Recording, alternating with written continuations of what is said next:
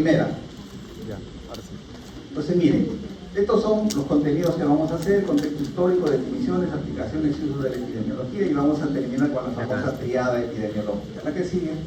Y en el contexto histórico vamos a recordar estos temas. Uno de los temas a tener en cuenta es, miren, la primera descripción que se hizo de un fenómeno que afectó a poblaciones está escrito en este documento, el papiro de Ebers, 2000 años antes de Cristo. Y ahí se describe una enfermedad que afectaba a aquellas personas que vivían a orillas del río Nilo y que se caracterizaba porque producía fiebre. Y se dice que probablemente esa enfermedad fue malaria, ¿no? No fue dengue, malaria, ¿no? La enfermedad probablemente fue malaria. Otro hecho que debemos de tener en cuenta, ahí ven unas momias. En esas momias se encontraron lesiones dérmicas y que se supone que son atribuidas a lo que ya ustedes no han conocido ni conocerán, la viruela, ¿no? Que ya desapareció, y la lepra, que es otra enfermedad. Ya ustedes no han conocido, van a ver la viruela solo por foto, porque ya la viruela fue eliminada del año 1980, ¿no? En 1980 no hay casos de viruela, por eso que ya ustedes no han sido vacunados contra la viruela. En cambio yo sí he sido vacunado contra la viruela. Entonces se dice, si esta enfermedad, la viruela o la lepra, se presentaba en gente de nivel económico alto, seguramente esta enfermedad era común en la población general. Claro. Como habían, a ver, antes está curado acá nuestro amigo,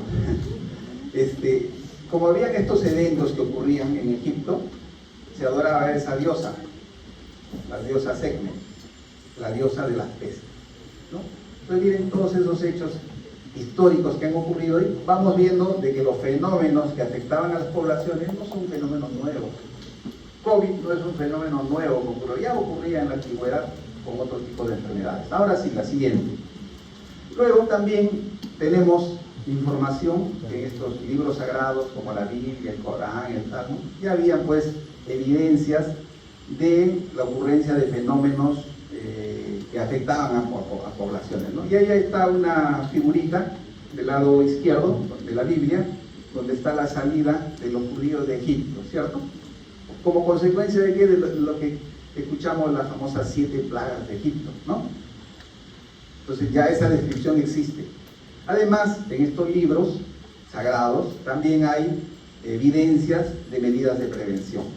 Por ejemplo, el aislamiento de las personas con lepra. Por ejemplo, la higiene de manos. Por ejemplo, el consumo de alimentos saludables. Entonces, han habido tanto eventos masivos como medidas de prevención ya se traducían en estos documentos. ¿A qué sirve? Más adelante ya llegamos con este señor Hipócrates, que es el padre de la medicina, ¿no? Y que se dice que nosotros cuando terminamos la carrera hacemos nuestro famoso juramento hipocrático. Miren, ahí dice que Hipócrates es padre de la medicina y de la epidemiología.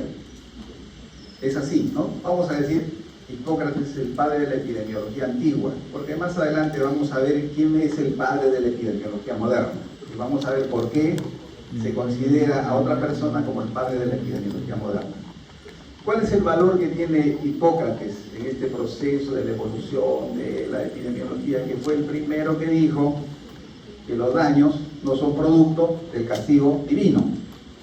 Eso es lo que dijo él. No, la enfermedad no es producto del castigo divino, sino dijo que las enfermedades tienen causas medioambientales. Y eso se evidencia en este documento llamado el Tratado de Aires, Aguas y Lugares, que está dentro de la obra del Corpus Hipocrático. Ahí nos describe y nos dice, en esta lectura dice él, cuando un médico va a un determinado lugar, y eso es lo que van a hacer ustedes cuando vayan al Serón, dice, debe conocer cuáles son las características de los aires, si sopla por el norte o sopla por el sur. Tiene que conocer las características de las aguas, si estas son aguas duras o son aguas blandas. tiene que conocer el lugar, dónde está ubicado. ¿Por qué? Porque esas características van a definir un perfil epidemiológico. Y eso es cierto, ¿no? O sea, ¿qué característica tiene los lugares donde hay dengue? La característica que va teniendo nuestra Lima. Lima está yendo a un clima tropical. Como yo le digo, hace 29 años empecé, y hace 29 años el clima de Lima no era así. Conforme fue avanzando el tiempo ya comenzaba, y cuando yo conversaba así con estudiantes como usted, le decía, y hablábamos del dengue, ¿no? Decíamos, dengue va a llegar a Lima, ¿no? Porque va a ir cambiando el clima, se va a ir tropicalizando, porque en esas épocas había un poquito de lluvia, calor. Ahora, como consecuencia del famoso cambio climático, de que estamos enfrentando esta situación. Y en Lima, en todos sitios hay dengue.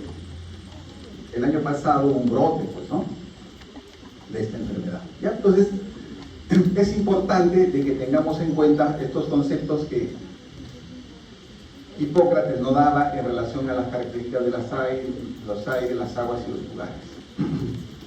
Después, fue el primero que usó estos términos, epidemia y endemia. ¿En qué contexto? Él decía, epidemia es algo que viene y se va. En cambio, endemia es algo que viene y se queda. Y eso es lo que ahora vamos a ver, qué es epidemia, qué es endemia.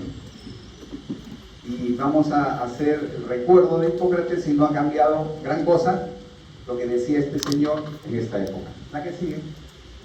Luego tenemos ya a este señor, Claudio Galeno, y él nos dice también que existen una serie de elementos que están involucrados en la transmisión de enfermedades. Y decía, hay dos que dependen del hombre, uno que es el componente genético, otro que es la forma de vida o el estilo de vida, y otras son las condiciones ambientales. También miren, si vamos recordando ahora o vamos analizando ahora, sí, pues nos decimos, hay factores dependientes del hombre genéticos. ¿Qué enfermedad se les ocurre que tenga un componente genético? ¿Cuál? Yo estoy ya medio sordito. Ahora sí, más fuerte, a ver, ¿te escucho? ¿Cuál? Diabetes, claro, ¿no? Entonces hay un componente genético de la diabetes. ¿Tiene que ver con la forma de vida? También, pues, ¿no? Si papá y mamá es diabético, el riesgo de que los hijos sean diabéticos, más del 50%. Y si sobre eso se añade un estilo de vida inadecuada, entonces come de todo, gordito, sobrepeso, obesidad, el riesgo aumenta. Entonces el Señor tenía, en esa época, nos hablaba ya de estos conceptos. Y decía, la otra es el factor ambiental. Vamos a tener una clase para analizar este tema ambiental de la atmósfera, cómo está influyendo en la salud de todos nosotros. Y nos vamos a dar sorpresas cuando veamos el tema del cambio climático y todas las enfermedades que va a condicionar y que vamos a enfrentar. Y ustedes con mayor razón, como futuros médicos, pues, ¿no? La que sigue. Damos una más. Ya, ahí nomás. Luego tenemos en el siglo V y el siglo VI una terrible plaga que azotó el mundo y recibió el nombre de epidemia. La que sigue. Acá, en el siglo XI, hubo una epidemia de peste bubónica en Londres, y en ese escenario Wilson definió la doctrina del contagio. La que sigue, en esta época, Fracastoro ya nos decía que también las enfermedades se transmiten de tres maneras: de manera directa, de manera indirecta y a distancia. Eso también lo sabemos ahora, ¿no? Modo de transmisión directo, modo de transmisión indirecto, y ahí en el indirecto añadimos el tema de a distancia, ¿no? Dice, ya tuberculosis se transmite de modo indirecto. ¿A través de qué? Del aire, ¿no? En cambio, influenza A se transmite de modo directo. O gonorrea se transmite de modo directo, ¿cierto? Hepatitis A se transmite de modo indirecto. La que sigue. Y ya esa época nos hablaba Fracastoro de eso. Y cada año nos dice, él lo que nos dice es que no sé qué cosa hay, pero sé que existe algo que produce enfermedad. Y a eso él le llamó el contagium vivum o contagio viviente. Pues ahí el contagio vivo o contagio viviente es el que produce enfermedad. Eso ya nos decía también Fracastor Cardamo en esta época. La que sigue. Hubo un problema ya en el siglo XIV y el siglo XVIII y ahí la iglesia comenzó a ejecutar acciones de orden sanitario. El problema es de que ya como creció la iglesia, asociábamos a la enfermedad como parte de un castigo. ¿Por qué? Porque habíamos pecado, ¿no? Entonces, ¿qué tenemos que hacer? Tenemos que rezar, tenemos que flagelarnos, tenemos que hacer ayuno. Eso significa un poco de retraso en el avance, pues, ¿no? En el avance de la ciencia. La que sigue. Ya luego tenemos en 1662 a este señor, John Graham. Él, miren qué hizo. En Inglaterra, en esas épocas se reportaban los nacimientos y las muertes y los casamientos. Todas las semanas la iglesia sacaba. Entonces él agarró y dijo, voy a ver qué pasa con esto, recolectó la información y sistematizó la información. ¿Y qué encontró? Encontró, por ejemplo, que nacían más hombres. Encontró, por ejemplo, que los niños, el 36% de los niños, fallecían antes de cumplir los 6 años de vida. ¿Qué encontró este señor? Que más se morían las personas en las áreas rurales que en las áreas urbanas. Y lo que está escrito ahí también, pues, ¿no?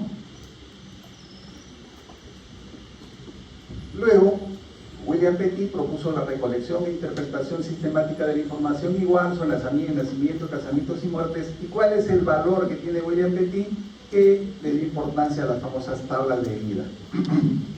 Y esas tablas de vida fueron el inicio para lo que se usa ahora, ¿no? En el contexto del aseguramiento de las personas, para darles un seguro, su expectativa de vida y consecuentemente asignarles un determinado costo por el aseguramiento de su vida. La que sigue, una más. Aquí tenemos a Lin. ¿Cuál es la importancia de James Lin? La importancia de este señor fue que hizo la primera investigación experimental. Él descubrió que la deficiencia de cítricos estaba asociada con el escorbuto. Él dividió grupos de 2 personas y hizo un experimento. A uno les dio una agua de mar, a otras cítricos, a otros líquidos y evaluó. Y vio que a los que les dio los cítricos revirtieron la enfermedad. Entonces dijo, la deficiencia de cítricos está asociada con la presencia del escorbuto. Ya si ustedes, miren, ustedes son curiosos, lean el escorbuto, porque a veces ¿qué es el escorbuto? ¿Saben? ¿O cómo se manifiesta el escorbuto? Una deficiencia de vitamina. ¿Saben? Yo les digo esto porque a veces en los legos, no en los médicos ni los que están estudiando, y dicen, doctor, van a la consulta y se le ha salido unos granitos en la boca y mi hijo tiene escorbuto. Eso no es el escorbuto. El escorbuto es una enfermedad sistémica que produce sangrado de encías, ciertamente. ¿Por qué? Porque la vitamina C, ya ha llevado ¿qué lleva ustedes? ¿Bioquímica yo? No. Sí. Claro, bioquímica seguro han leído la vitamina C. No. ¿Han leído el ciclo metabólico de la vitamina C o no? No. Tienen que revisar.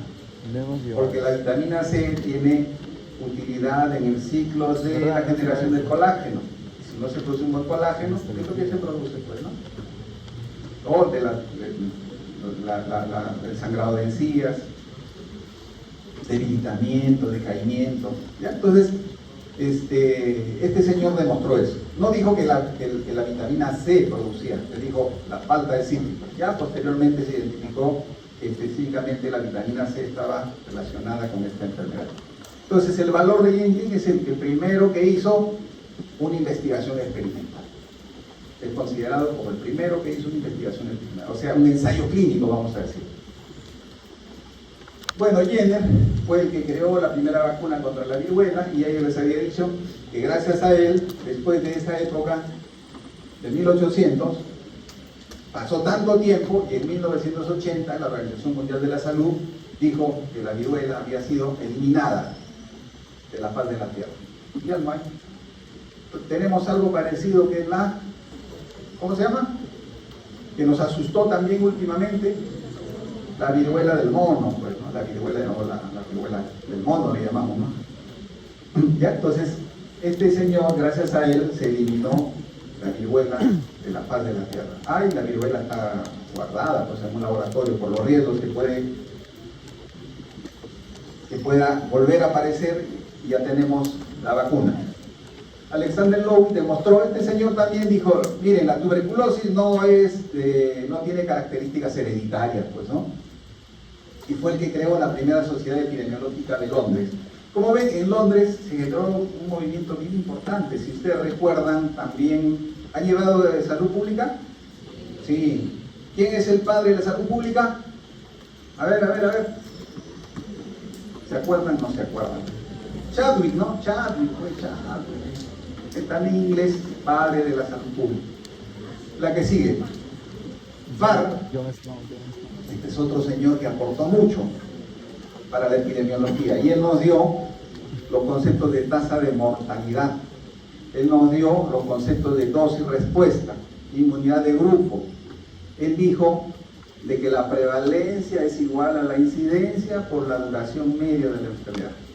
Entonces, si yo tengo la prevalencia de una enfermedad, tengo la incidencia de una enfermedad, yo puedo determinar cuánto tiempo dura esa enfermedad. O si yo tengo la prevalencia y tengo la duración media, puedo calcular la incidencia de esa enfermedad. ¿Quién nos dio ese aporte? Fue William Farr. La que sigue. Pasteur demostró que, ya, un clic más. Ahí acaba. Con Pasteur se elimina el concepto de la teoría miasmática. ¿Qué son miasmas? Gases. Son emanaciones pestilentes, ¿no? Que todavía está en nuestra cabeza, ¿no? Decimos, y en la cabeza nuestra y en la cabeza de la comunidad. Dice, ha habido un brote de meningitis meningocócica en un centro educativo. ¿Qué piden? ¿Qué piden cuando hay eso? Fumiguen, ¿no? Es el pensamiento miasmático, porque creen que Está en la lectura. ¿Por qué no lees? Este neumococo se transmite por las emanaciones pestilentes. Entonces hay que limpiar, hay que higienizar, hay que ponerle buen olor, y ya pasó todo. Entonces, con Pasteur se rompe ese concepto miasmático y se dice, no, los microbios son los que producen enfermedad, nada que el olor, el muerto que está ahí emana pestilencia, produce enfermedad, entonces hay que pasar alejado, ¿no? Dice, Yo tengo una todo ser vivo procede de otro ser vivo, y con él empieza lo que es la era bacteriológica. La que sigue. Acá tenemos a Robert Storr, Oliver Wendell y Ignaz Semmelweis. Esa época, 1848, estudió la transmisión de la fiebre puerperal. Este señor, ¿cuál es el aporte de este señor? Dale un clic. La higiene de manos, que yo espero que cuando sean médicos se laven las manos, con la técnica adecuada y en el tiempo adecuado. Él demostró de que los médicos, o los futuros médicos, eran los que producían enfermedad. La historia dice de que él evaluó en un hospital de Viena, vio de que habían dos lugares donde se atendían a las mujeres que iban a dar a luz. Una donde eran atendidas por las matronas, las obstetrices, las obstetras, como se llaman ahora, y otra por los estudiantes de medicina. ¿Y qué observó? Que se morían más de fiebre puerperal donde atendían los estudiantes de medicina. Entonces dije, ¿por qué está ocurriendo eso? Ah, no, es que los estudiantes de medicina vienen de hacer sus prácticas de la morgue, y seguro que en sus manos llevan las partículas cadavéricas, decía él, y eso les transmite. Entonces dijo, voy a poner un lavatorio, una solución clorinada, y todo aquel que venga de allá tiene que lavarse las manos. Y con eso redujo la tasa de mortalidad por fiebre puerperal. Obviamente yo les estoy contando un resumen, ¿no? Pero no fue tan fácil, pues, porque imagínense que un médico diga que los médicos producimos muertos. ¿Qué dirían ustedes? Está loco ese doctor, ¿no? ¿Cómo va a ser? ¿Cómo nos va a acusar de que nosotros producimos? El pobre murió y recién lo reconocieron, ¿no? Como a todos los que han sido pioneros en estos aspectos. La que sigue. Panu nos habló del famoso contagio del sarampión. Él hizo un estudio en una isla, las islas de Feroe o Feroe, como quieran ustedes. Y era ideal, ¿por qué? Porque es un lugar bien aislado, una isla, pues evidentemente, donde llega muy poca gente. Y él hizo una descripción de cómo empezó la enfermedad y comenzó a ver cómo se contagiaban y vio cómo los que habían tenido antes no se enfermaban. Y él dijo, el periodo de incubación del sarampión es 14 días. Miren a este señor, famoso Panum. Ahora hay un equipo de fútbol ya, ¿no? Los que les gusta el deporte deben haber escuchado el equipo de fútbol de Islas Feroe. Equipo de municipalidad. Ganó Inglaterra 20-0 al equipo de Islas Feroe, porque no juegan fútbol, pues, ¿no? Pero ya ahora tienen representación, pero eso ni se conocían. La que sigue. 20-0. Y este fue el otro, y ya llegamos ya al que nos dio las luces de la epidemiología moderna, que es el famoso John Snow, y que creo que es la lectura que les hemos dado ahora como primera actividad en el seminario. Sí, famoso John Snow. La teoría miasmática y los contagistas. Le damos una más. Ya miren, ahí estoy, Esa es la lectura. en la bomba de Broad Street.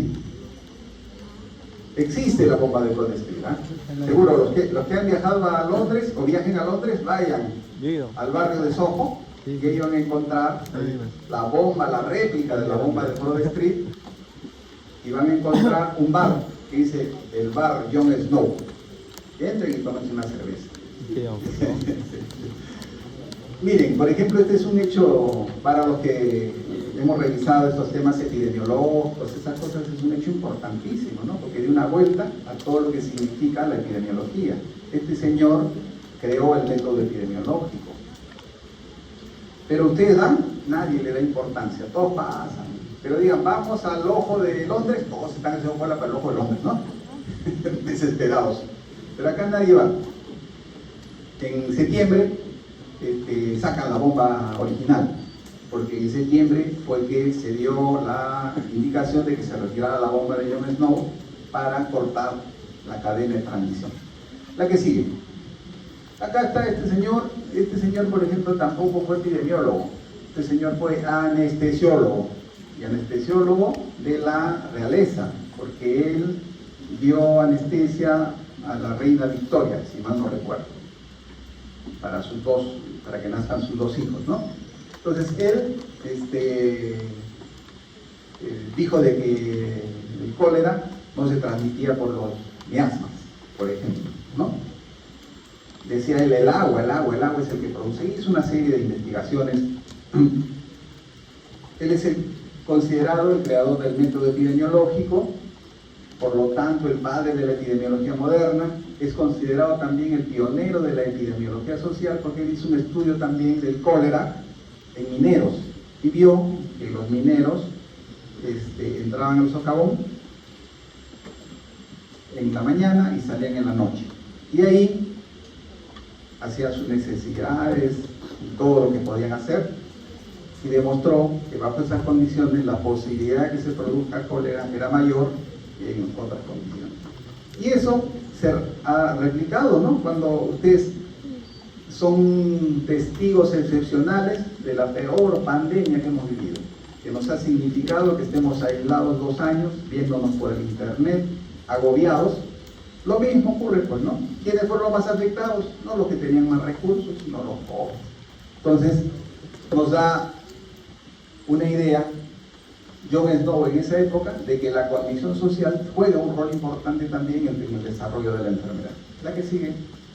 Esto es lo que hizo John Snow, y esto es famosísimo. Ustedes entran en John Snow y les va a salir este mapita. Y eso que está ahí es el barrio de Soho, la famosa calle de Broad Street, donde estaba la famosa bomba de Broad Street, que se contaminó y que todos los que iban y tomaban agua de ahí se enfermaban. ¿Qué hizo él? Dijo, ¿qué pasa?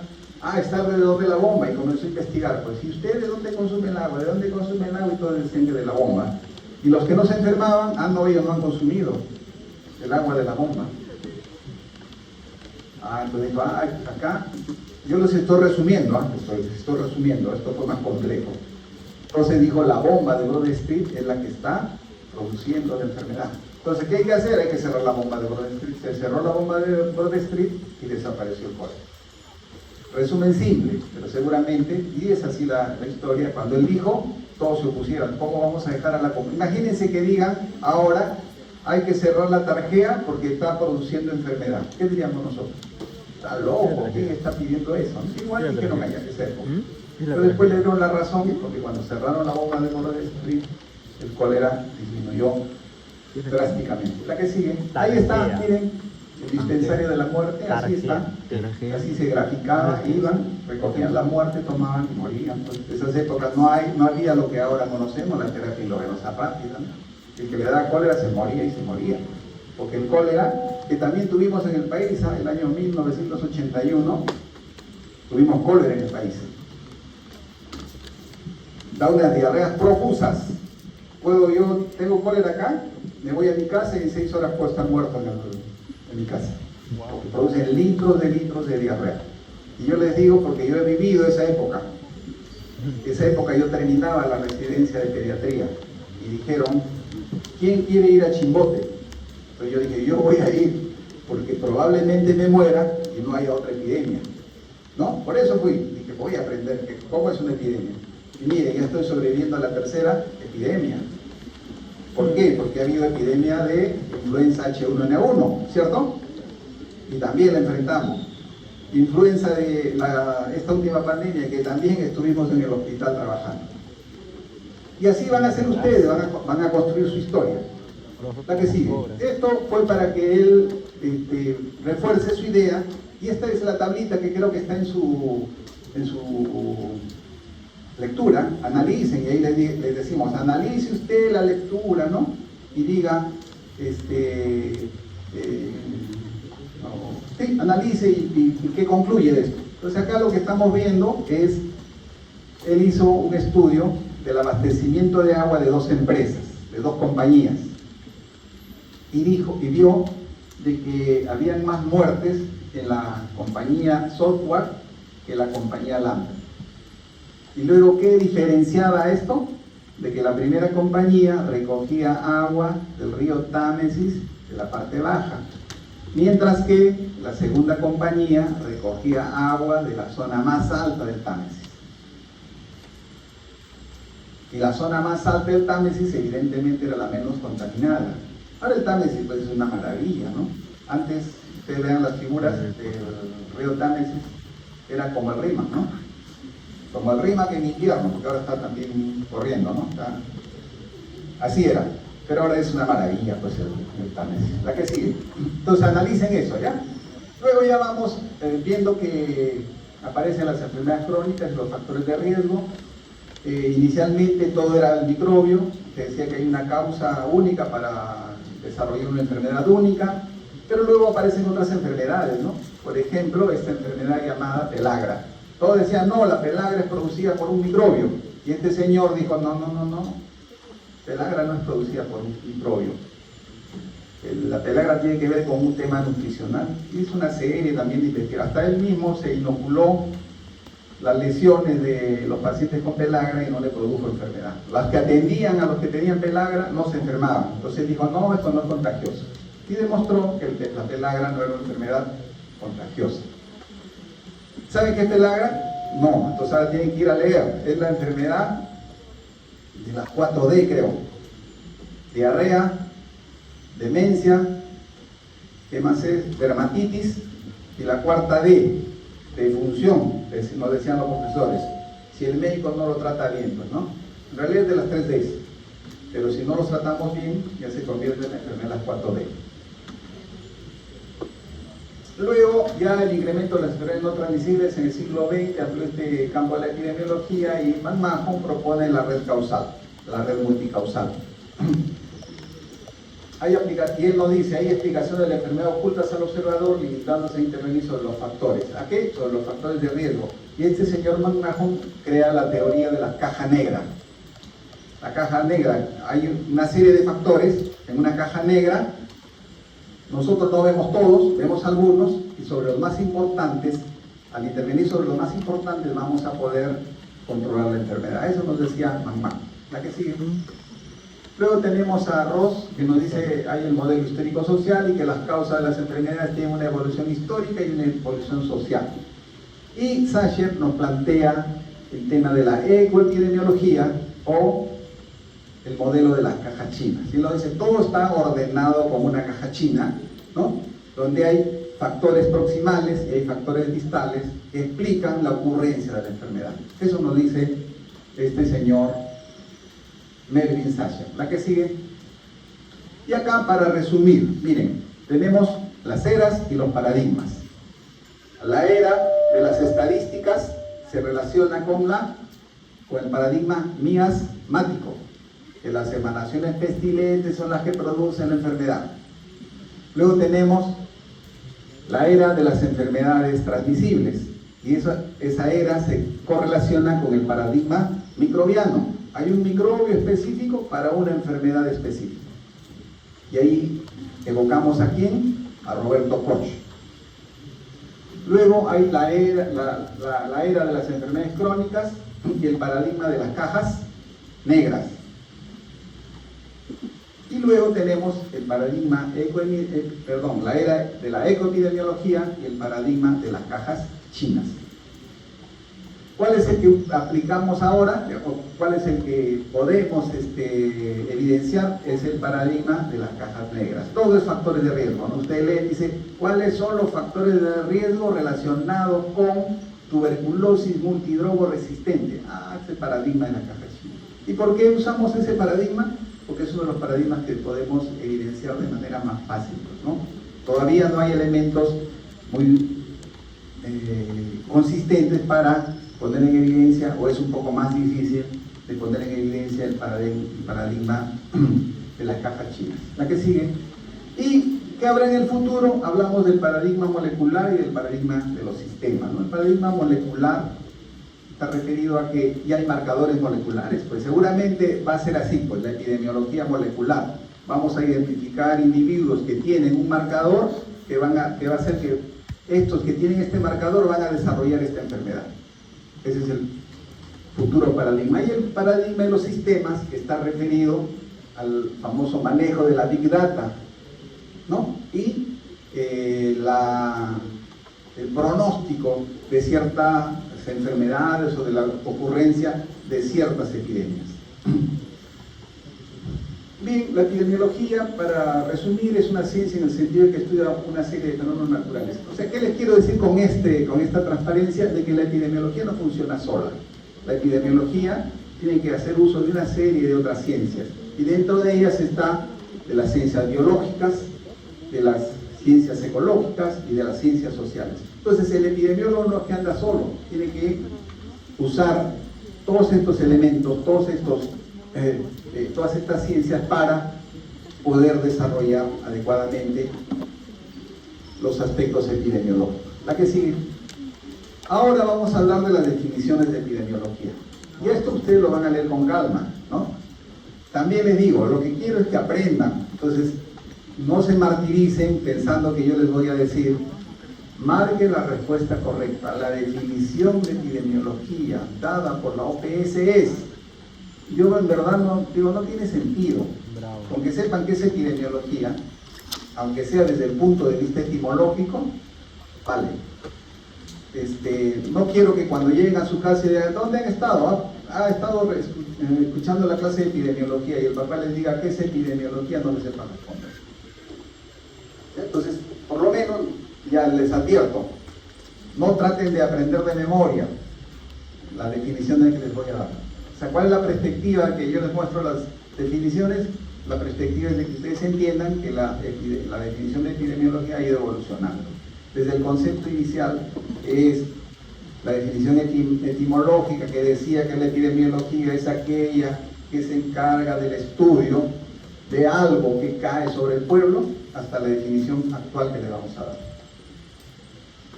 La que sigue. Rama de las ciencias médicas que estudia las epidemias. Entonces, miren, esa definición estaba orientada básicamente ¿a qué? A decirle que la epidemiología, y eso también tienen que borrarse la cabeza ustedes, epidemiología con enfermedades infecciosas, ¿no? La epidemiología estudia todos los daños, y ya no les digo enfermedades, les digo daños. Y uno de los daños que les hemos pedido que elaboren, que preparen, es accidentes de tránsito, ¿cierto? Eso no es una enfermedad. La violencia contra el niño, contra la mujer, no es una enfermedad, es un daño. Entonces la epidemiología estudia los diferentes daños. Antes que se decía epidemiología, epidemias dicen, ¿no? Y epidemias asociadas a enfermedades infecciosas. Ese es otro concepto. La que sigue. Ahí tenemos la OMS, dice, se ocupa del estudio de la distribución de las enfermedades, y acá añade un concepto, no solamente de las enfermedades, sino de las consecuencias de las enfermedades. ¿Y cuáles son las consecuencias de las enfermedades? Las invalideces. McMahon, el estudio de la distribución de las enfermedades del hombre y de los factores. Lo que decíamos, ¿no? ¿Qué decía McMahon? McMahon decía ¿qué paradigma planteó McMahon? Paradigma de las cajas negras.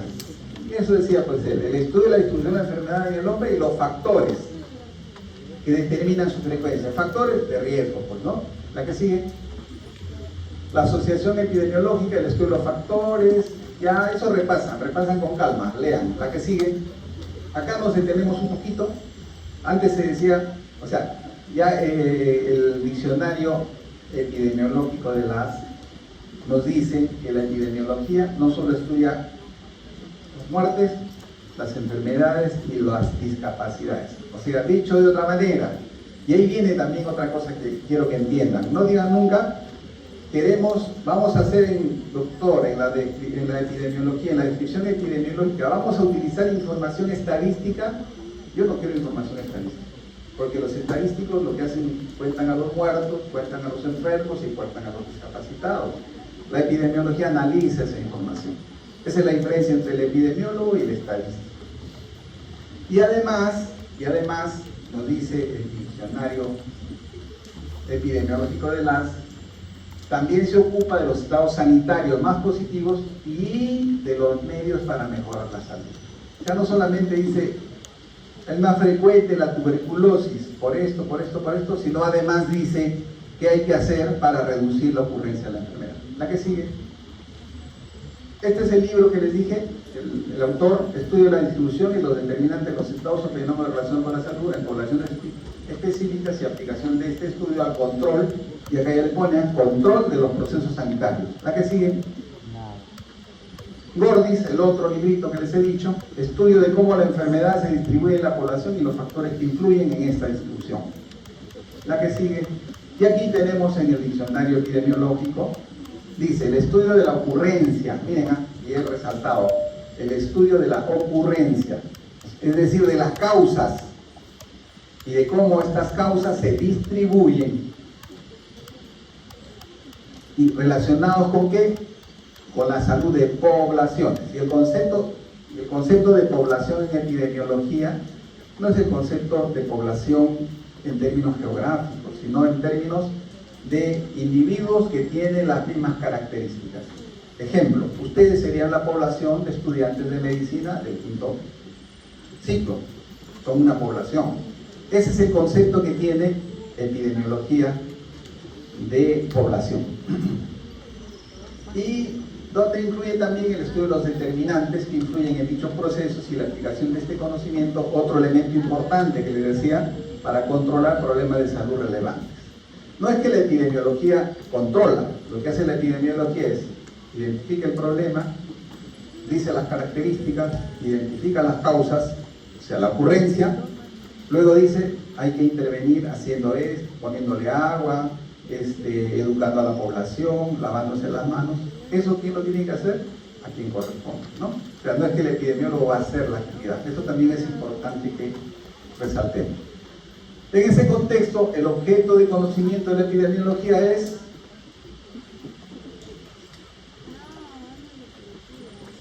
¿qué es? ¿Cuál es? A ver, resumen. ¿Cuál es el objeto de conocimiento de la epidemiología? Identificar qué, les he dicho, ¿no? Las causas, eso es lo que quiere. Y para identificar las causas se hace una pregunta fundamental. ¿Por qué? Como los niñitos, cuando tienen 5 años, y dicen, ¿y por qué? Papá, está lloviendo, ¿y por qué? Mamá no llega, ¿y por qué? ¿No? Entonces, el objeto de conocimiento de la epidemiología es la identificación de las causas de la ocurrencia de las enfermedades. La que sigue. ¿Por qué para nuestro...? Acá para resumirles lo que nos dejó como legado John Snow, el famoso método epidemiológico. Y el método epidemiológico, como ven, es el método científico aplicado en el contexto epidemiológico. Y hay la formulación y definición del problema de salud. ¿Cuál es el problema de salud? Cuando John Snow hizo la investigación, La cólera. Cólera, la muerte que se producía por el cólera, ¿no? Ah, Luego hizo la descripción de los elementos del problema. ¿Cómo hizo la descripción? Y le presentamos un mapita, ¿no? Es la descripción en términos de espacio. Dijo espacio. Luego formuló su hipótesis. ¿Qué dijo? Probablemente el agua de la bomba de Broad Street es la que está produciendo la enfermedad. Y luego comprobó, o sea, con pruebas o refutas. Para comprobar dijo, hay que cerrar el caño. Y comprobó que con esa actividad se redujo la muerte. Y luego evaluó los resultados. Ese es el famoso método científico que utilizó John Snow para poder descubrir cuál era la causa del brote de cólera en Londres en 1854. ¿La que sigue? Bien, ahora vamos a hablar de la aplicación y uso de la epidemiología. no lo va. Se corta el Y video. ahí debemos destacar tres aplicaciones: la aplicación etiológica, la aplicación clínica y la aplicación administrativa. Y miren, con ejemplos les voy a demostrar cómo la epidemiología sirve, pues desde esa perspectiva, desde la perspectiva etiológica, desde la perspectiva clínica y desde la perspectiva administrativa.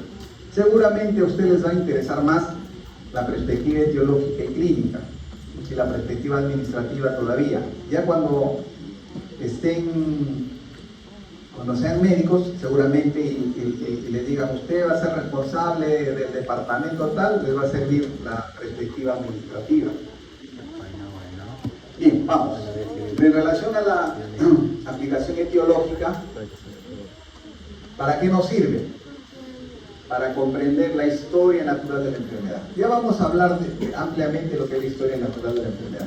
Pero la historia natural de la enfermedad es cómo la enfermedad evoluciona sin que nosotros intervengamos. O sea, cómo empieza y cómo termina. Esa es la historia natural.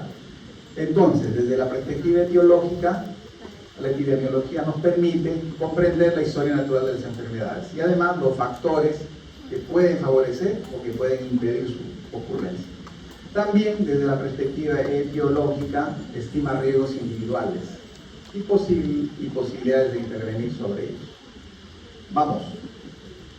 Acá tenemos, miren, el COVID, les he puesto COVID. A través de la aplicación etiológica se pudo saber todo esto. La epidemiología nos permitió que había un periodo prepatogénico y que tenía estas características. El periodo de incubación oscilaba entre 1 y 14 días. Que los síntomas en el 80% eran leves. Información epidemiológica. Que el 20% aproximadamente tenía manifestaciones graves. Y que 1 de cada 6 requería ser hospitalizado. Historia natural de la enfermedad, aplicación etiológica de la epidemiología. La que sigue. También pronóstico, pues no, historia natural de la enfermedad. ¿Y qué pasa con los que entran a una UCI? Y ahí está la sobrevida a 7 días de los que entraron a una unidad de cuidados intensivos. Esto, por ejemplo, ¿ustedes han hecho estadística ya? Claro, han hecho Kaplan-Meier, seguro que se han hecho. Sobrevida, este gráfico, ¿se acuerdan? Tienen que acordarse, pues, por eso dice, requisito de epidemiología, bioestadística. Tienen que recordar, porque vamos a hablar de esos aspectos también. Entonces, esto lo que nos dice es cuál es la sobrevida de las personas que entraron a la unidad de cuidados intensivos. Y eso que está en rojito es la sobrevida. Entonces vamos que al día 28 el 50% sobrevivió. Y lo que está en rayitas discontinuas son los intervalos de confianza. ¿Ya? Lo que tenemos que ver básicamente es la rayita, la gráfica que está en líneas continuas de rojo. Entonces, ¿cómo leemos? O sea, el día 21 trazamos una línea vertical, primero 21, y luego trazamos una horizontal y decimos, ya, ¿cuánto sobrevive? 50% de sobrevida al día 21. Y así vamos viendo. Entonces ellos quisieron ver cuál es la sobrevida de las personas con COVID que ingresan a unidad de cuidados intensivos dentro de los 28 días. Y ahí van viendo, ven los números. Empezaron 51 y terminaron 21. O sea, a los 28 días se murió más del 50%. Entonces, la sobrevida de las personas que entran a una UCI por COVID es del 50%. ¿A cuánto? A los 28 días. Kaplan-Meier. La que sigue. Aplicación clínica, ayuda a completar el cuadro clínico. Entonces nos dicen qué manifestaciones son las más frecuentes. Identifica grupos de alto riesgo, los viejitos, los desnutridos, los inmunosuprimidos, las mujeres, los hombres. La que sigue. Y ahí está, también teniendo en cuenta COVID, tenemos las características clínicas, qué manifestaciones eran más frecuentes, quiénes eran los más afectados, y ya después han venido estudios donde nos han demostrado de que las personas que tienen alguna patología adicional tienen más riesgo de sufrir la enfermedad y la enfermedad grave que aquellos que no tienen esa condición, lo de morir. ¿Y quién nos da esa información? La epidemiología. La que sigue. Aplicación en la administración, yo les decía, ahí es bien amplia, diagnóstico de una comunidad y la epidemiología, y les va a servir. Cuando ustedes estén en su CENU, acuérdense del curso de epidemiología. Ahí van a tener que hacer ustedes su famoso análisis de las situaciones de salud local. Y van a tener que usar epidemiología, para que hagan la descripción epidemiológica en tiempo, espacio y persona. Y miren, yo estoy hablando y ya les estoy diciendo que el tiempo, espacio y persona es la triada epidemiológica. Nos también dentro de la aplicación en la administración es un medio para controlar la salud de la población y nos permite hacer tablas comparativas de los cambios que ocurren con la salud de la población.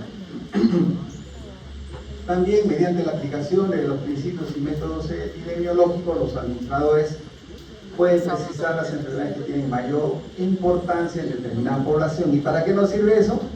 Para asignar recursos. Y ya van a ver cuando hablemos de medidas epidemiológicas, la medida epidemiológica que nos sirve desde el punto administrativo se va a llamar prevalencia. La que sigue. También determinar los servicios que se deben desarrollar y provee muchos elementos necesarios en el proceso de planificación y de administración. La que sigue. Acá les he traído la aplicación administrativa para que vean cuál es la carga de la enfermedad en el mundo a lo largo del tiempo. Y esto es una aplicación administrativa, porque yo conociendo cómo se comporta la enfermedad en un determinado momento, voy a poder asignar recursos para enfrentarlos. Esto analicen bien, miren, hay varias enfermedades, como por ejemplo, la enfermedad diarreica que el año 2010 en el mundo ocupaba el puesto 5, en el año 2020 ya ocupaba el puesto 10, ¿cierto? Y en el año 2021 y el puesto 11. ¿Y eso qué quiere decir? Que se han tomado pues medidas administrativas. Y además me va a servir a mí para decir, ya no voy a priorizar el manejo de la diarrea, pues no, ya no voy a poner unidades de relatación oral, me voy a preocupar por eso, sino ya tendré que ver, por ejemplo, el año 2021 COVID era el problema, pero después de COVID tenemos ya enfermedades transmisibles, enfermedad cardíaca isquémica, por ejemplo, o desórdenes neonatales. Entonces nuestra perspectiva va a ir cambiando. En mortalidad infantil, por ejemplo, el problema ahorita es la mortalidad neonatal. Y la mortalidad neonatal ya no por enfermedades infecciosas, entonces ya no es el tema antibióticos, ya no es el tema ahora el parto aséptico, ¿no? Y ahora el problema son malformaciones congénitas. Entonces, ¿qué es lo que se va a requerir? Unidades de cuidados intensivos. ¿Qué es lo que se va a requerir? Cirujanos. Y el otro problema en el tema neonatal son las malformaciones congénitas, ¿no? Y los problemas genéticos. Entonces, ya la perspectiva desde el punto de vista administrativo cambia. ¿Y quién nos va a ayudar para que tomemos decisiones? La epidemiología. Entonces, ven, etiológica, clínica, administrativa. La epidemiología nos sirve desde todo punto de vista. La que sigue. Usos. Entonces, una cosa es aplicaciones y otra cosa es usos. ¿Estás contenta? ¿Está gustando la clase? Sí, ya, muy bien. Presten atención, yo les digo, no pierdan el tiempo. Le digo, no pierdan el tiempo, porque si están haciendo otras cosas, están perdiendo el tiempo en el aula. Obvio. Y ya el tiempo perdido no se recupera. Usos. Nos permite el estudio de la causalidad. Va a ser una clase amplia, un tema específico de causalidad.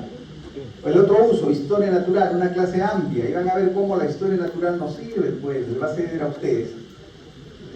Si ustedes conocen la historia natural, y bien entra el paciente y ya están diciendo de qué se trata. Yo les comento, ahora, después de casi, 2019, 20, 21, 22, 23, 24, después de 6 años, estamos identificando pacientes con tosferina. Y el que sabe la historia natural inmediatamente detecta. Cuando llega el paciente, se pone a toser, no le decir asma, pues no es lo que usualmente ya no está con asma, pero está dando tosferina. Y la tosferina, cuando nos dan, el problema es que dura. ¿Cuánto tiempo según la historia natural de la enfermedad? Eso es historia natural de la enfermedad. 100 días. Si le da tosferina, van a toser 100 días. Les den lo que les den. ¿Y eso quién nos dice? La historia natural de la enfermedad. Si yo estoy en contacto con un paciente con sarampión, ¿su familia se habrá contagiado antes o solo cuando hace la erupción? Eso me dice la historia natural de la enfermedad. O yo quiero saber, señora, ¿cuándo estuvo en contacto con un paciente con varicela? Para yo prever cuándo va a ser la enfermedad, tengo que conocer historia natural de la enfermedad, porque la historia natural de la enfermedad me debe decir el periodo de incubación, que ya lo vamos a revisar. Eso.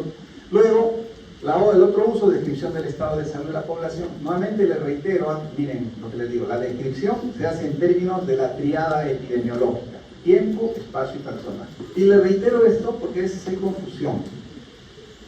Algunos libros dicen que la triada epidemiológica es agente, huésped y medio ambiente. Y algunos dicen que es tiempo, espacio y persona. Para fines del curso, nosotros decimos que la triada epidemiológica es tiempo, espacio y persona. Y la triada ecológica es agente, huésped y medio ambiente. ¿Ya? No se confundan. Entonces, cuando les digamos, haga la descripción epidemiológica, en su cabecita tiene que evocarse tiempo, espacio y persona, no agente, huésped y medio ambiente. Cuando les digamos, haga la historia natural, periodo prepatogénico, ahí sí tienen que evocar la triada ecológica: agente, huésped y medio ambiente. Luego, valoración de las intervenciones. También la epidemiología me dice, pues hemos vacunado y qué efecto ha tenido. Hemos clorado el agua, hemos hecho fumigación, hemos hecho eliminación de desechos. ¿Cómo ha intervenido estas acciones en la enfermedad? Valoración de la intervención. Y luego, la evaluación de los servicios de salud. La que sigue. Y capacitación para la lectura crítica, que también es importante que ustedes conozcan. La que sigue. Y acá un resumen, causalidad, ¿no?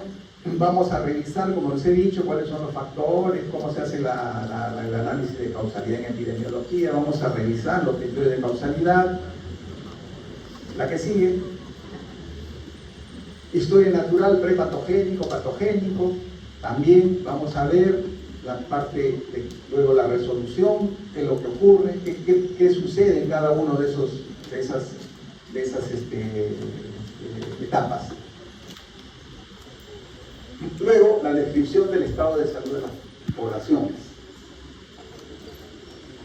Nuevamente, cuando hablamos de descripción, hablamos de tiempo, espacio y persona, ¿cierto? Esto, si yo les pusiese en el examen esta lámina y les digo, acá estamos haciendo la descripción ¿en qué términos? Espacio, ¿no? Espacio. La que sigue. Luego, la valoración de la intervención.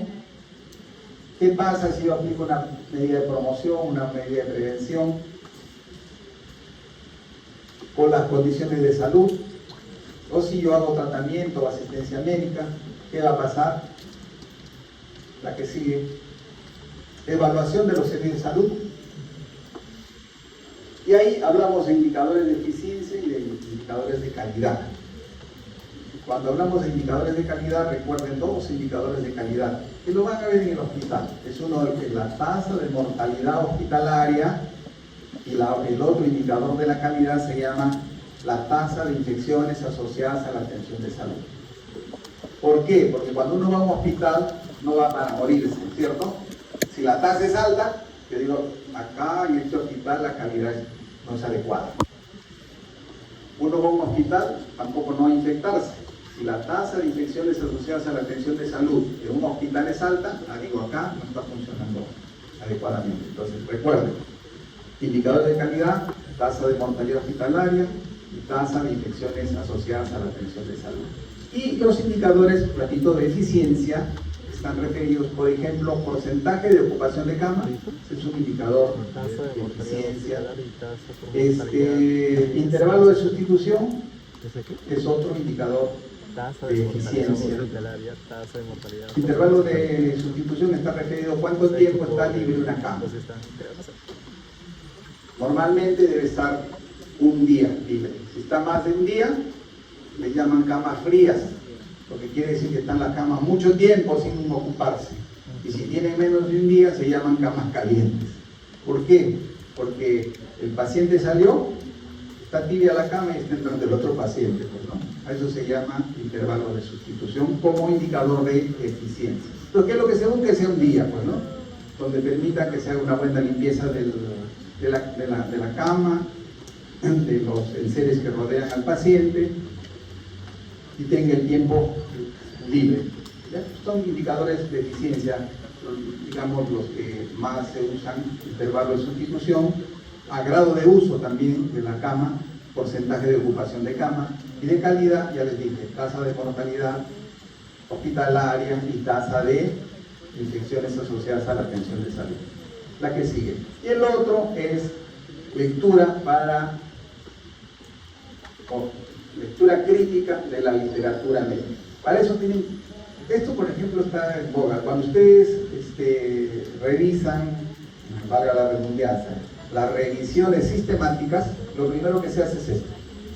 Se hace la lectura crítica, ¿no? ¿Saben cómo se hace una revisión sistemática? Ya les voy a resumir, ya, los que no saben o sí saben, ya. Entonces, lo primero se plantea una pregunta de investigación, luego se identifican las palabras para hacer la búsqueda, y luego revisamos primero los resúmenes, y lo que consideramos que son pertinentes hacemos una lectura crítica. Y en la lectura crítica, ¿qué valoramos? La calidad del dato primero, y el otro elemento, la calidad del estudio. En la calidad del dato vemos la validez, la exactitud y precisión y la confiabilidad. Y la calidad del dato está dado por qué? Si encontramos en la lectura, ¿qué? La definición operacional de la variable. De ahí que es importante que cuando ustedes hacen su proyecto de investigación hagan la definición operacional de la variable.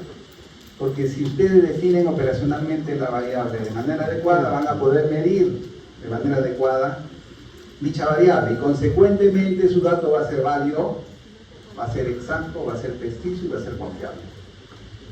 Y por el otro lado, evaluamos la calidad del estudio. Y la calidad del estudio está referida a la validez y la precisión.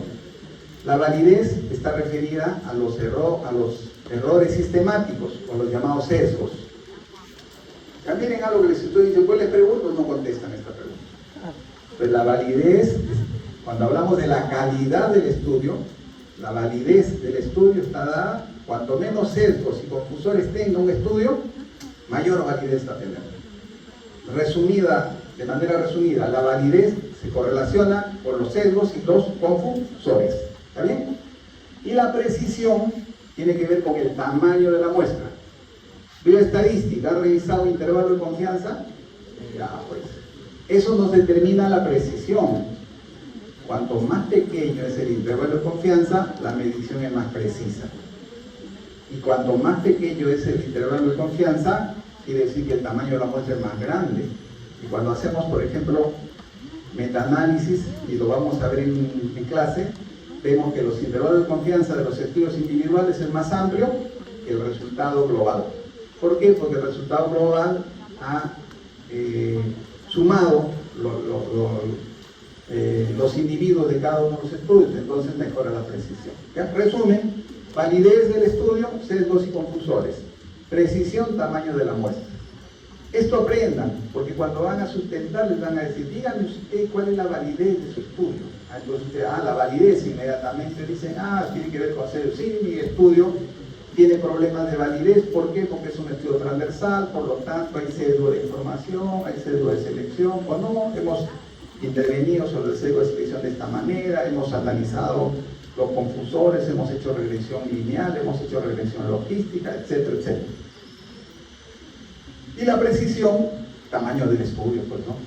¿Cómo mejoraría usted la precisión de su estudio? Sí, fácil, profesor, aumentamos el tamaño de la muestra y listo.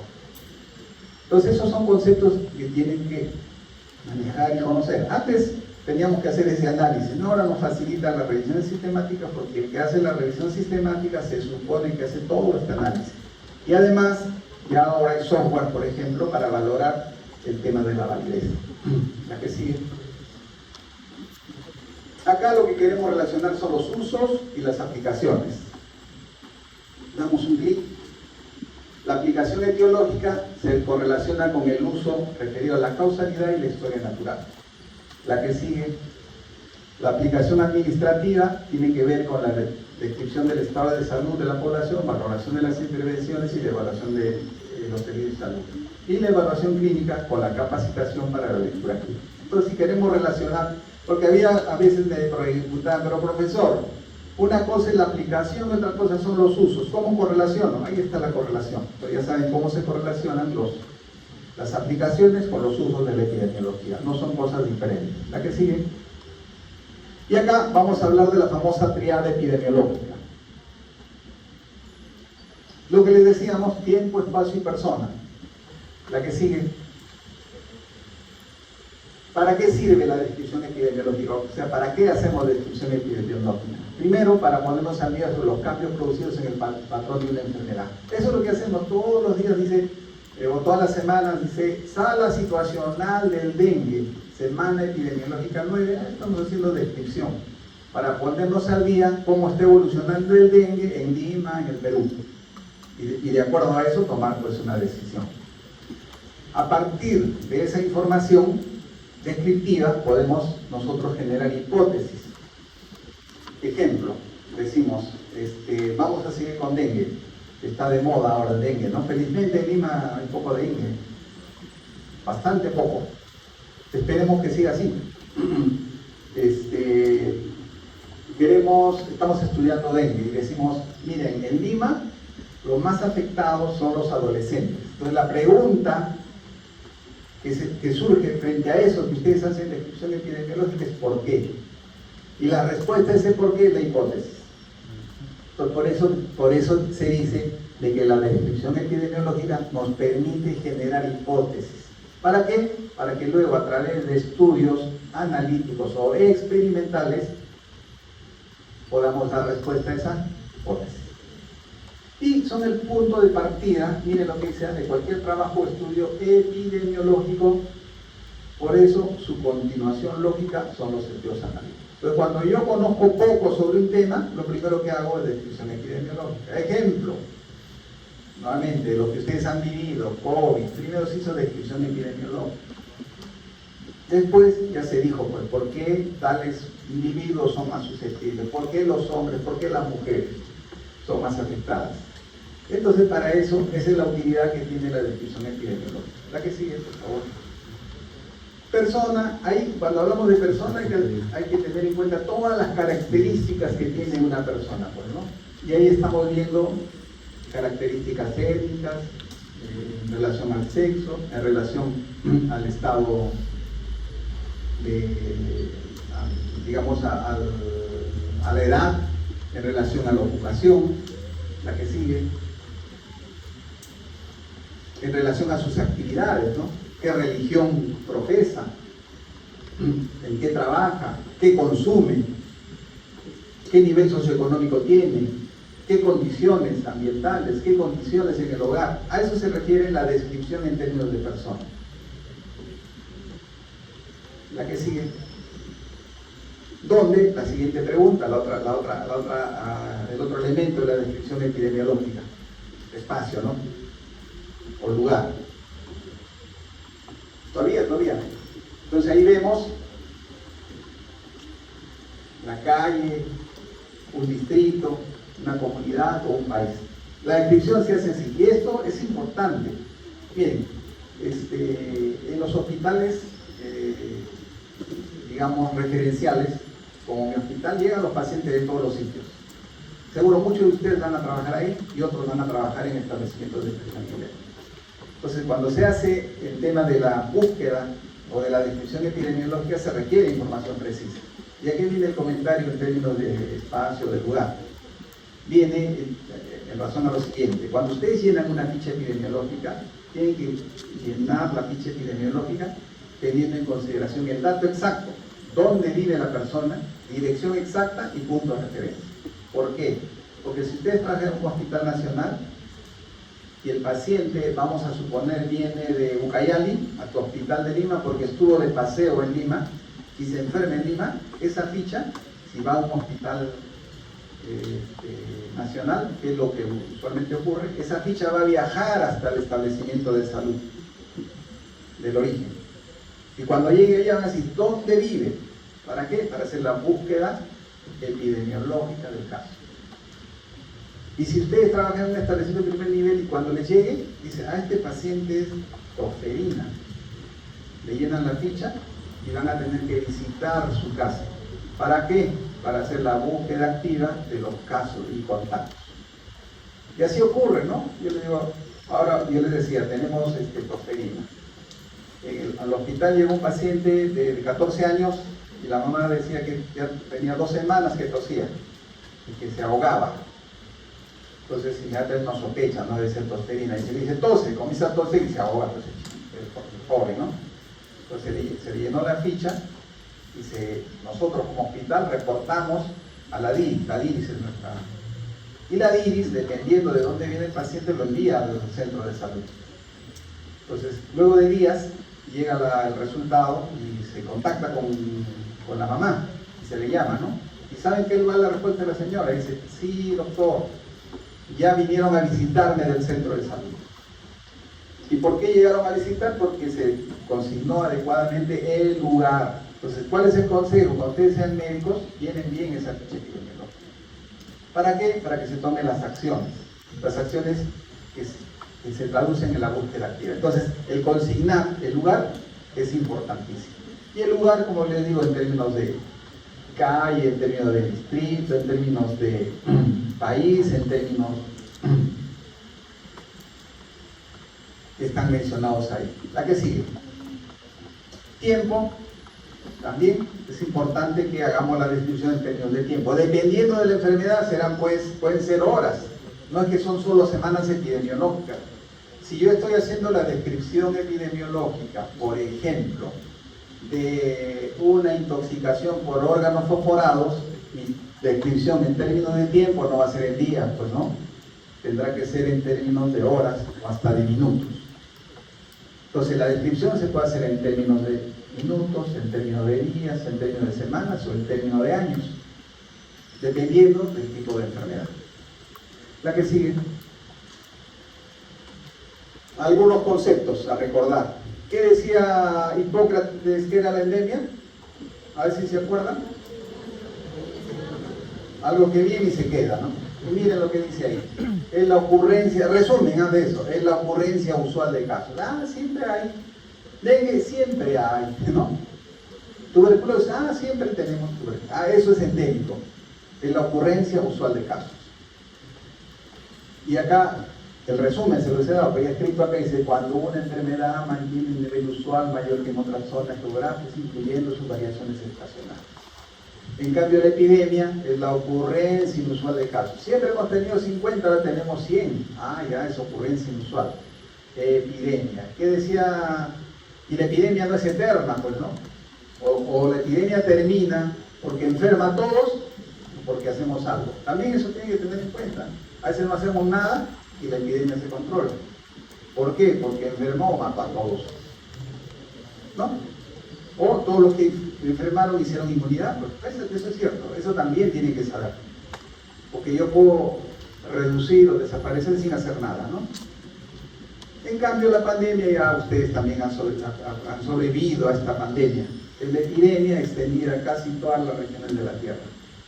Recuerdo, miren, hicimos una clase, era la segunda clase que hacíamos de epidemiología el año 2020. Hicimos la segunda clase, la última clase. Estamos conversando, que sí, que esto. Y ya después de ahí ya no nos vimos más, por 2 años. Pero estábamos así, recuerdo, porque la próxima clase nos va a tocar 9 más 6, 15. ¿Y saben por qué recuerdo? Porque un día como hoy se detectó el primer caso de COVID en el Perú. Y un día 16 se cerró el país. Dijo, nadie se mueve. Así fue la historia. Y de cierto, nadie se movía. Entonces, recuerdo, estábamos haciendo así la clase, estábamos, que dice que el COVID, que no sé qué, que nos conversábamos. Y decíamos incluso, no, pero ya estamos, ya creo que, porque la OPS declaró, digamos, como pandemia posteriormente también cuando ya estábamos varios países afectados, ¿no? Y el 6, primer caso de COVID en el país, y el 16 cierra en todo, y se cerró. Y esta pandemia la han vivido ustedes, pues, ¿no? Cuando una epidemia extendida y afecta a varios países. La que sigue. Ahí está la 7ª pandemia de cólera que les comenté. Perú formó parte de esa famosa 7ª pandemia el año 90, 91. Plena crisis. Y acá, ¿qué es lo curioso? Es de que miren, ¿dónde había cólera? ¿Por dónde debió entrar el cólera? ¿Por Perú o por Brasil? Lo más probable. Por Brasil, pues, ¿no?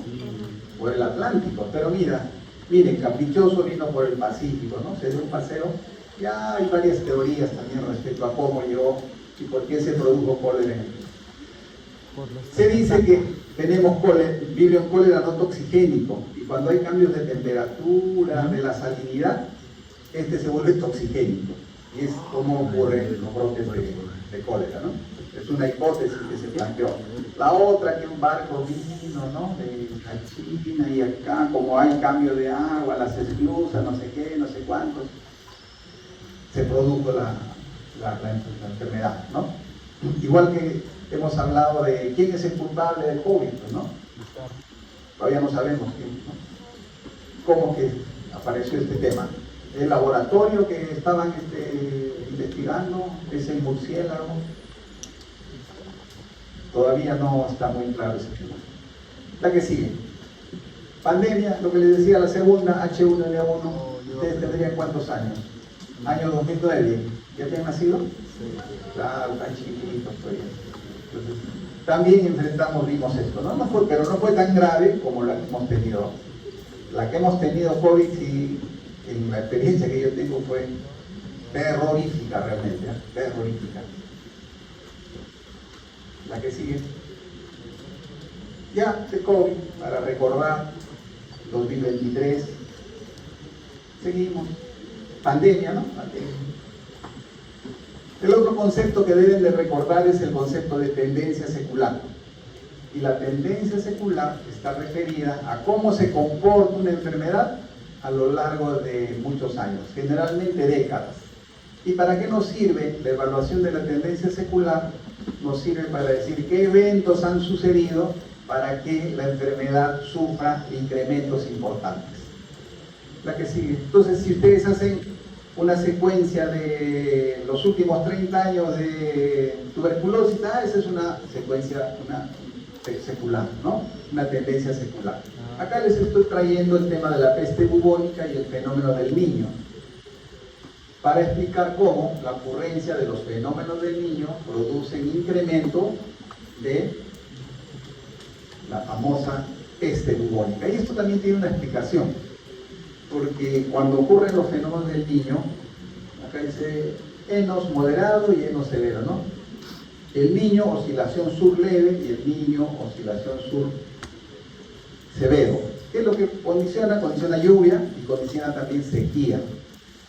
Y cuando condiciona sequía, no hay comida en el campo. Y cuando no hay comida en el campo, las ratitas se van a nuestras casas. Esa es la explicación por qué cuando han ocurrido estos fenómenos del niño, han sucedido brotes de peste bubónica. ¿De amigo? Luego tenemos la variación estacional, eso también se entiende, ¿no? Que es una variación estacional, es cómo se comporta la enfermedad de acuerdo a la estación. ¿Qué enfermedad estacional ocurre en verano? Ya vamos a decir, aunque dengue ocurre todo el año. Una, sí, típica. Diarrea, ¿no? La diarrea es la que aumenta. Como cuando es en invierno, ¿qué enfermedades aumentan? La respiratoria, ¿no? En general, la respiratoria. Esas son enfermedades que tienen variación estacional, que de acuerdo al clima. Ahora, también recuerden, dicen, pero profesor, ¿y por qué cuando hace frío hay más enfermedad respiratoria? ¿Por qué creen ustedes? ¿El frío produce enfermedad respiratoria? ¿Qué creen ustedes? Ese es otro concepto, ¿no? Dicen, ay, el frío, me he enfriado y me ha producido. Entonces el frío produce infección respiratoria, ¿es así? No. ¿Pero por qué relacionamos con el frío? ¿O qué pasa cuando hace frío? Primero que cerramos todo eso, ¿no? Cuando vas en el micro está todo cerrado, ¿cierto? Entonces hay un factor. Otro factor, se dice que el frío también, el frío extremo, produce alteraciones del mecanismo de defensa del organismo. Entonces te hace más susceptible. ¿A qué? A que los microbios te afecten. Pero el frío per se no produce, eso también es importante, porque la gente cree, me tomé una gaseosa helada y me enfermé. Entonces la gaseosa helada produce, ¿no? Ya saben ustedes que los microbios están involucrados en eso. Y la diarrea tiene su explicación, pues, ¿no? ¿Por qué? ¿Cómo se explica que la diarrea o las enfermedades transmitidas por alimentos, por qué son más frecuentes en la época de verano? ¿Por qué? Porque el calor favorece la reproducción de las bacterias. Entonces, como mi salchipapita con mayonesa está afuera, como habrá estado por la mayonesa en la conservación, pues aumenta. O mi papita la huancaína, que de por sí el quesito tiene sus microbios, con el calor se reproducen. Qué rico comemos y terminamos con nuestra enfermedad transmitida por alimentos. ¿Ya? Entonces, esas son enfermedades que tienen variación estacional. La que sigue, estas son otro concepto, variación cíclica. Una cosa es variación estacional y otra cosa es variación cíclica. La variación cíclica tiene que ver con la inmunidad. Esa sí tiene que ver con la inmunidad. Y la variación cíclica se refiere a la ocurrencia de enfermedades cada 3, cada 4, cada 5 años. Es decir, no ha habido sarampión, antes era así, pues, no ha habido sarampión hace 4 años, ¿no? Ya, este año toca sarampión, decía. Ahora se ha cambiado ya ese comportamiento porque hacemos vigilancia. Detectamos un caso de sarampión y le hacemos seguimiento, buscamos los contactos, vacunamos, etc. Pero antes no, decía ya, oye, 4 años ya viene. O toferina, ya va a empezar el brote de toferina, decimos, ¿no? Y me parece que estamos en el ciclo, ¿eh? Porque yo les digo, 4 o 5 años que no hemos tenido casos y ya en mi hospital hemos detectado 3 casos. Si hay uno, hay más, ya se les aseguro, no es que solamente hay 3, hay más. Que no los diagnosticamos es otra cosa, que no asisten en el establecimiento es otra cosa. Entonces, las enfermedades de comportamiento cíclico, de variación cíclica, tienen que ver con la inmunidad. ¿Ya? Y esas enfermedades clásicamente, ya se los he dicho, toferina y sarampión. ¿Por qué? Porque se van generando los colchones de susceptibles. Se vacuna, la vacuna no produce 100% de inmunidad, ¿cierto? Entonces hay un grupo de personas que no hacen inmunidad. Y eso se van acumulando a lo largo del tiempo. Cuando ya se acumuló un número importante de estos susceptibles, viene un enfermito y hace un brote. Esas son las enfermedades de comportamiento cíclico o variación cíclica. Y ahí está clarito, fenómeno que aparentemente refleja cambios en el estado inmunitario de la comunidad. Un ejemplo de esto ha sido con sincicial respiratorio el año pasado y el anteaño pasado.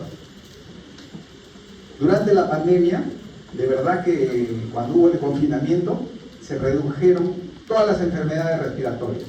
Y yo incluso a los neumólogos les decía en broma, porque desapareció asma hubo poquísimo.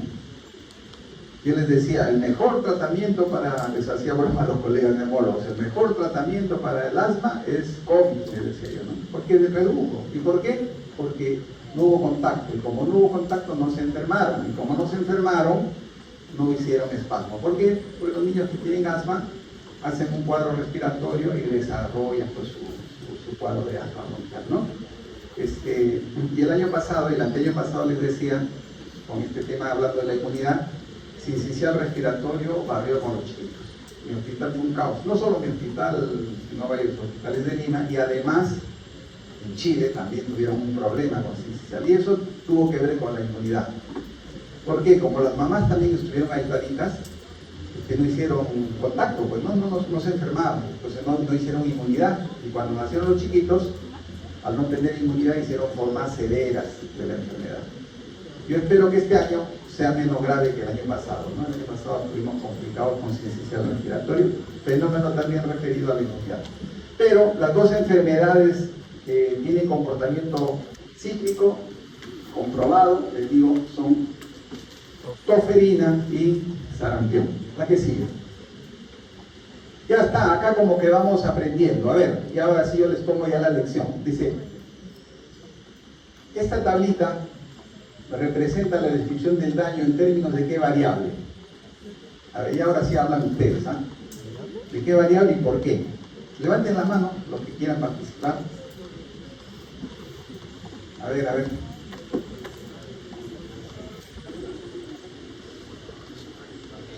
Esta es la parte aplicativa, ya. A ver, acá nos dice por persona, ya. Por edad, ya. ¿Qué más? Entonces, cuando les pregunten eso, siempre piensen de esta manera, digan, profesor me dice la pregunta, la tabla representa la descripción del daño en términos de qué variable. Entonces yo digo, ¿cómo hago la descripción epidemiológica? ¿Qué elementos uso para la descripción epidemiológica? Tiempo, espacio y persona. Entonces yo veo ahí y digo, acá hay tiempo, acá hay persona, entonces ¿en qué está la descripción? Tiempo y persona, pues, ¿no? ¿Por qué? Porque decimos que ha pasado por grupos etarios, persona, el año 2022 y el año 2023. Si solo habría el año 2022, ¿qué diría? ¿Descripción en qué términos?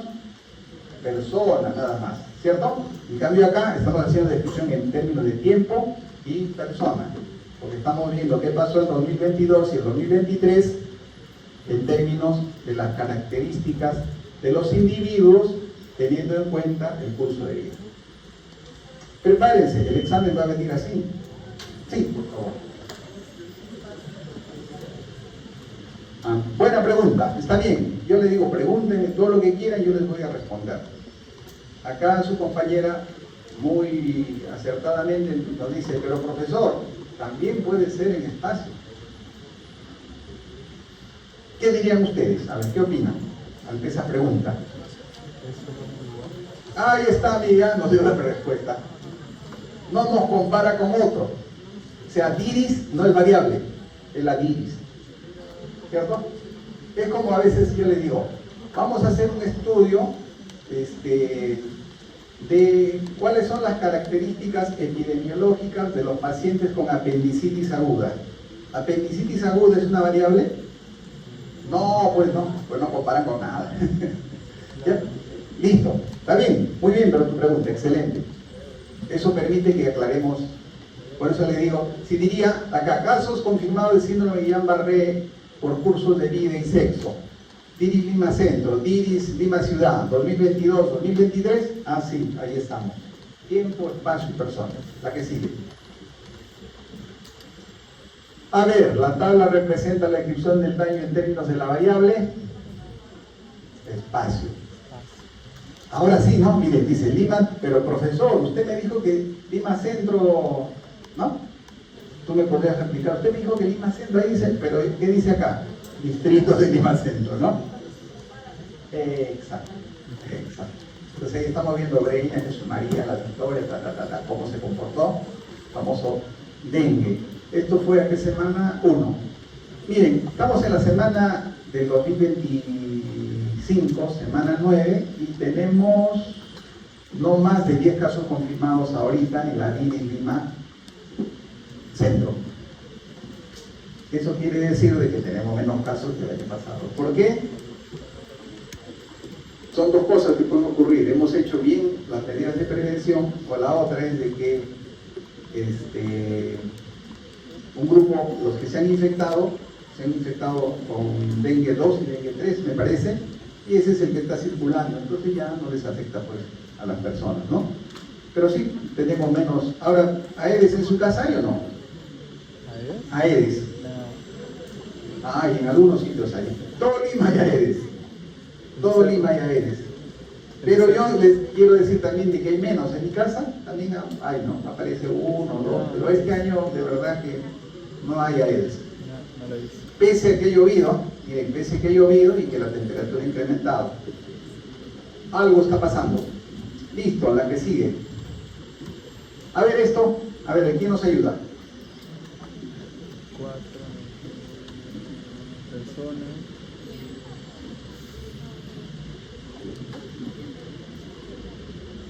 Tiempo y personas. Tiempo, ¿no? Facilito. ¿Qué estamos comparando? La semana epidemiológica 3, desde el año 2023, 22, 21, 20, 19 y 18. Entonces, esto es descripción en términos de la variable tiempo. La que sigue. A ver, acá. Personas.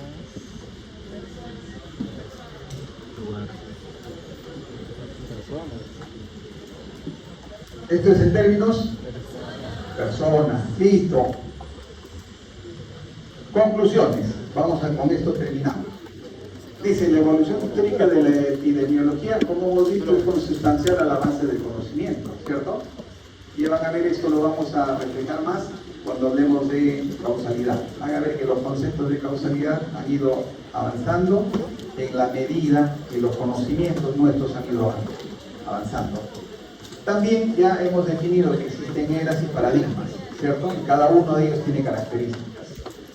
La otra conclusión es Sloan fue pionero no solo en descubrir las causas, ese es el gran aporte, lo reitero, el aporte de John Sloan no es que solamente descubrió las causas, sino que planteó una medida de prevención. Fue el primero que dijo qué hay que hacer para controlar una enfermedad. El objeto de conocimiento de la epidemiología es la identificación de las causas. No se olviden, la epidemiología lo que trata es de identificar las causas de la ocurrencia de las enfermedades. ¿Para qué? Para lo que hizo John Snow, para prevenirlas. También ya hemos visto que existen múltiples usos y aplicaciones de la epidemiología y que hay una correlación entre los usos, entre las aplicaciones y los usos de la epidemiología. Y los elementos de la teoría epidemiológica permiten que la descripción de un daño. Y los elementos, ya nuevamente le digo, cuando le digan descripción epidemiológica, acuérdense de la teoría epidemiológica: tiempo, espacio y persona. Esa es la bibliografía, ahí está, si quieren ahondar un poco más. Una más. Saquen una hojita. Terminamos y saquen una hojita, ahora sí. Vamos y respondan a esa pregunta.